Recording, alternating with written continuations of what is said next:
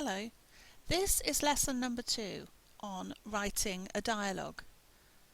You must have done lesson number 1 in order to be able to now look at lesson number 2.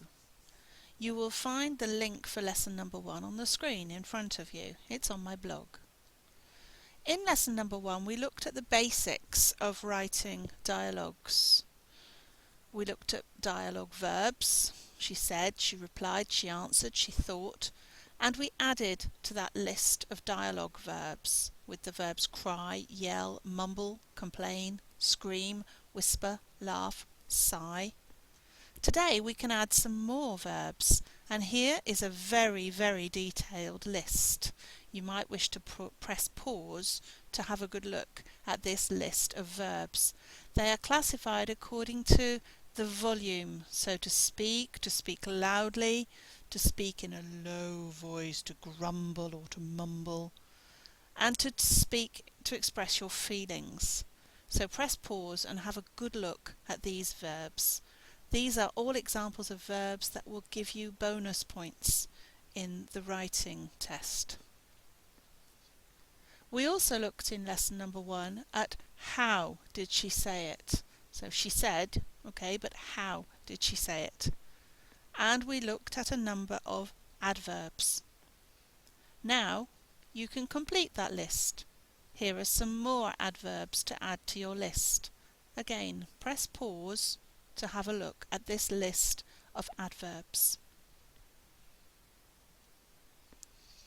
We also talked about gestures to accompany the speech.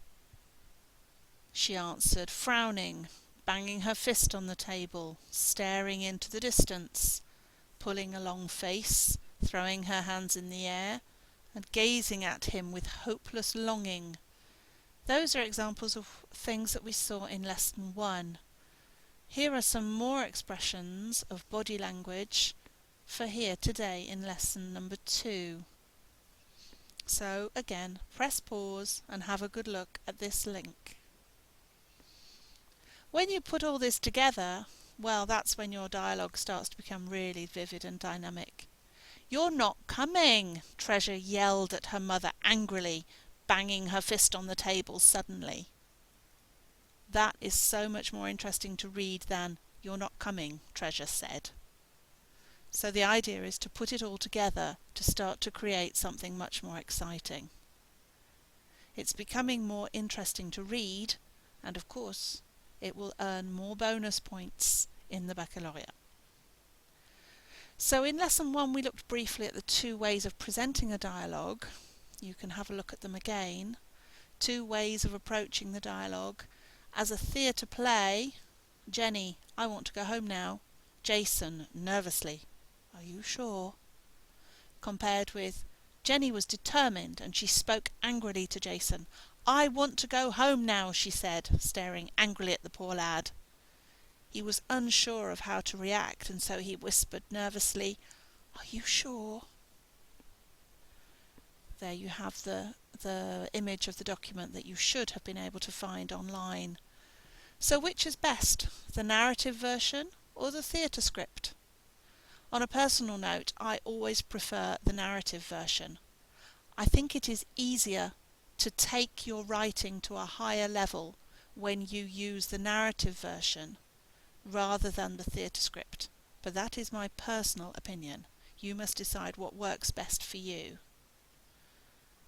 Oral language indicators. We talked about tags last time. Won't he? Are you? Isn't it? You can also think about including short answers, les réponses courtes. I think so. I don't think so. I hope not. I'm afraid not. Gap fillers. And also forme contractée. I've had, he's been, he'd come. So much less formal than I have had, he has been.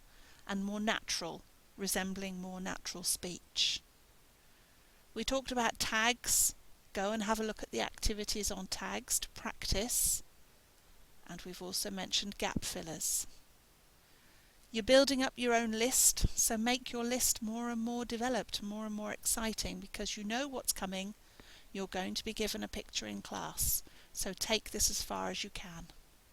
Watch this again, and that's all.